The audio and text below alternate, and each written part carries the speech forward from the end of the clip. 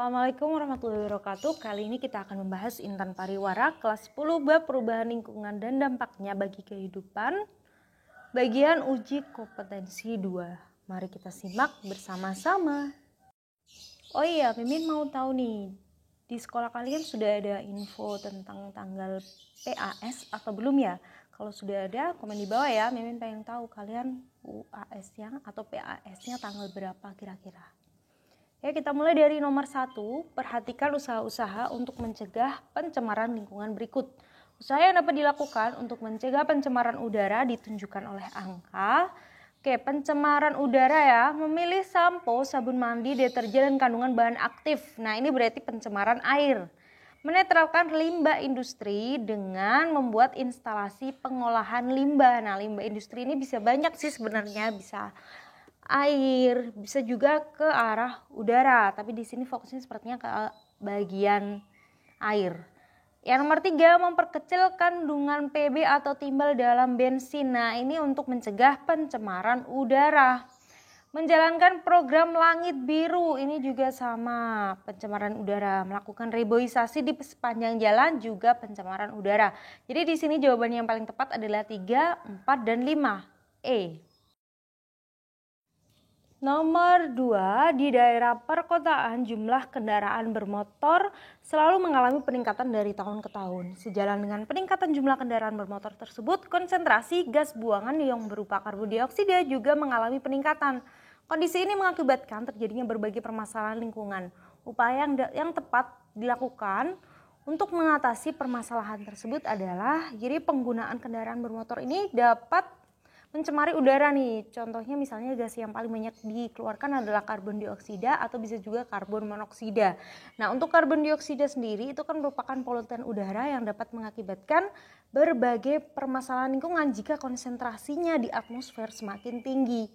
Konsentrasi karbon dioksida di atmosfer dapat dikurangi dengan cara apa? Dengan cara menanam tumbuhan di sepanjang jalan. Bukan hanya di sepanjang jalan, sebenarnya di sekitar rumah kalian juga perlu untuk ditanami pohon-pohon. Nah, kenapa? Karena karbon dioksida itu akan diserap oleh tumbuhan dan dimanfaatkan sebagai bahan baku untuk melangsungkan proses fotosintesis. Jadinya saat proses fotosintesis, tumbuhan itu membutuhkan karbon dioksida dan akan menghasilkan oksigen. Oksigennya siapa yang pakai? Tentu saja kita sendiri. Jadi manfaatnya sangat banyak ya. Ingat, di rumah kalian paling tidak harus ada tanaman, entah itu dalam pot atau kalau memang lahannya luas bisa juga tanaman seperti pohon lah intinya ya yang ukurannya besar. Jadi di sini jawabannya adalah yang E. Nomor 3, sampah anorganik merupakan limbah yang tidak dapat diuraikan oleh mikroorganisme. Akibatnya limbah tersebut tidak dapat membusuk. Oleh karena itu penumpukan sampah anorganik di lingkungan dapat mengakibatkan pencemaran lingkungan. Upaya yang tepat dilakukan untuk mencegah terjadinya pencemaran tersebut adalah limbah anorganik ini kan memang sangat sulit diuraikan oleh mikroorganisme pengurai nih. Jadi tidak dapat membusuk. Contohnya apa? Seperti plastik, logam, dan juga kaca. Nah, upaya yang bisa dilakukan untuk mencegah pencemaran akibat limbah anorganik itu dengan cara melakukan daur ulang. Jadi limbah yang mau didaur ulang ini harus diolah terlebih dahulu dengan cara yang namanya sanitary landfill atau bisa juga peleburan atau penghancuran. Oke, jadi di sini jawabannya adalah yang B. Nomor 4, Henny mendapatkan tugas dari gurunya untuk membuat kerajinan tangan. Henny memanfaatkan sedotan bekas dalam membuat kerajinan tangan tersebut. Tindakan yang dilakukan oleh Henny tersebut menunjukkan penerapan dari prinsip. Jadi memanfaatkan sedotan bekas ya yang dilakukan oleh Henny tadi itu berarti dia memanfaatkan prinsip reuse. Apa reuse? Reuse itu kan menggunakan kembali barang-barang yang sudah tidak dipakai lagi untuk keperluan lain. Nah, prinsipnya reuse itu barang-barang yang sudah tidak terpakai dialihfungsikan untuk keperluan yang lain. Contohnya tadi ya sedotan untuk membuat kerajinan tangan. Maka di sini jawabannya adalah yang A. Oke, bagaimana dengan repair, reduce, recycle, dan juga replace? Jadi untuk repair itu berarti memperbaiki. Contohnya nih baju atau celana sobek kalian jahit kembali. Nah, berarti ini memperbaiki. Reduce itu mengurangi.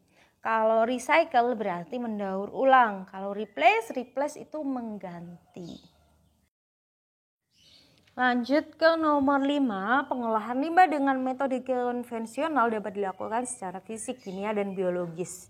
Pengolahan limbah secara kimia dapat dilakukan dengan cara, pengolahan limbah secara kimia itu biasanya digunakan untuk menghilangkan logam berat nih, contohnya seperti senyawa fosfor dan zat organik beracun. Zat-zat tersebut bisa dipisahkan dengan cara menambahkan bahan kimia. Nah, tindakannya dilakukan untuk mengubah sifat polutan yang tidak dapat diendapkan menjadi mudah diendapkan. Oke, jadi di sini jawabannya adalah yang D.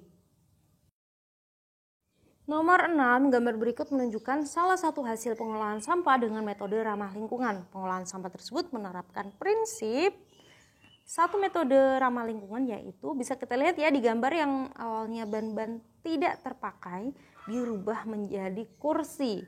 Nah, berarti gambar pada soal ini menunjukkan tindakan penerapan metode reuse. Jadi reuse di sini menggunakan kembali barang yang sudah tidak dipakai untuk keperluan yang lain. Benar kan di sini berarti ban sudah tidak terpakai dirubah menjadi kursi. Oke, jadi jawabannya adalah yang E. Nomor 7, kelompok limbah berikut yang termasuk limbah B3 yaitu, jadi limbah B3 itu adalah limbah sisa suatu usaha atau kegiatan yang mengandung bahan berbahaya atau beracun yang dapat mencemari lingkungan, membahayakan lingkungan hidup, kesehatan, serta kelangsungan hidup makhluk hidup.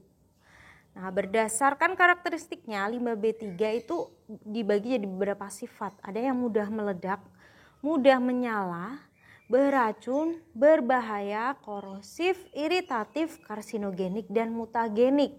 Nah, contoh dari limbah B3 yang mudah meledak itu seperti kaleng bekas obat nyamuk. Kalau yang beracun misalnya botol bekas pembersih lantai. Infeksius misalnya jarum suntik. Yang bersifat korosif contohnya botol bekas pemutih pakaian. Oke, jadi di sini jawabannya adalah yang A. Lanjut ke nomor 8, data yang dihimpun American Cancer Society pada awal 2021 menunjukkan ada 106.110 kasus baru penderita kanker kulit melanoma di Amerika Serikat. Adapun angka kematian akibat kasus tersebut mencapai 7.180 jiwa.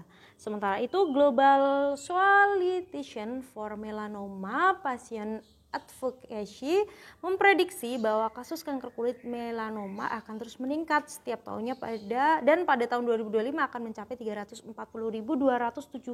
kasus. Upaya yang dapat dilakukan untuk mengatasi kasus tersebut adalah, jadi kanker kulit melanoma sendiri itu terjadi karena paparan sinar UV atau ultraviolet yang berlebihan. Nah, jadi kalian baik laki-laki ataupun perempuan silakan menggunakan sunscreen. Sunscreen itu penting ya, bukan hanya untuk wanita tapi juga untuk laki-laki juga perlu sunscreen. Nah, si sinar UV ini dapat ditahan oleh lapisan ozon agar jumlahnya yang masuk ke bumi tidak berlebihan. Nah, sayangnya di bumi kita ini sudah mengalami kerusakan lapisan ozon. Akibatnya sinar UV yang masuk menjadi tidak dapat dibatasi. Rusaknya lapisan ozon itu bisa disebabkan oleh makin meningkatnya konsentrasi gas CFC di atmosfer yang diemisikan dari penggunaan produk-produk beraerosol secara terus-menerus. Contohnya apa sih? Seperti AC atau juga lemari es, parfum spray itu menggunakan CFC. Lalu bagaimana nih caranya supaya si CFC-nya tidak begitu banyak di lingkungan? Itu bisa diatasi dengan membatasi penggunaan produk beraerosol itu tadi. Jadi jawabannya adalah yang C. Nomor 9, wilayah di Indonesia didominasi oleh hutan hujan tropis. Hutan hujan tropis memiliki keanekaragaman hayati yang tinggi, namun saat ini kondisi hutan hujan tropis di wilayah Indonesia semakin mengkhawatirkan akibat maraknya penebangan liar dan pembakaran hutan. Berdasarkan uraian tersebut, upaya yang tepat untuk melestarikan sumber daya alam di hutan tersebut adalah Jadi hutan hujan tropis kan salah satu sumber daya alam nih yang ada di Indonesia, yang di dalamnya terdapat berbagai macam jenis tumbuhan dan juga hewan. Nah, penebangan hutan secara liar dan juga pembakaran itu dapat mengganggu keseimbangan di dalam hutan tersebut. Hal ini karena apa? Karena dapat memicu terjadinya banjir, erosi, serta berkurangnya keanekaragaman tumbuhan dan juga hewan. Tumbuhan padahal di sini berfungsi sebagai pencegah erosi tanah oleh air. Apabila tumbuhan di hutan hujan tropis habis, maka tanah bagian atas akan mudah terbawa aliran air, sehingga tanah akan mudah mengalami longsor. Oke, jadi upaya yang bisa dilakukan untuk melestarikan sumber daya alam di hutan tersebut adalah dengan menerapkan sistem tebang pilih. Jadi yang ditebang itu yang hanya ukurannya besar, dan sebelum melakukan penebangan di sebelahnya atau di sampingnya itu juga harus sudah ada calon penggantinya. Jadi nanti setelah ditebang nggak kosong gitu.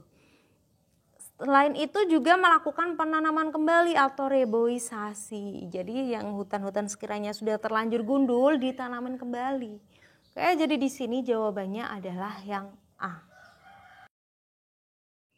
Nomor 10, perhatikan tindakan-tindakan berikut. Tindakan yang menerapkan prinsip replace dan reuse dalam mengurangi jumlah limbah di lingkungan ditunjukkan oleh angka.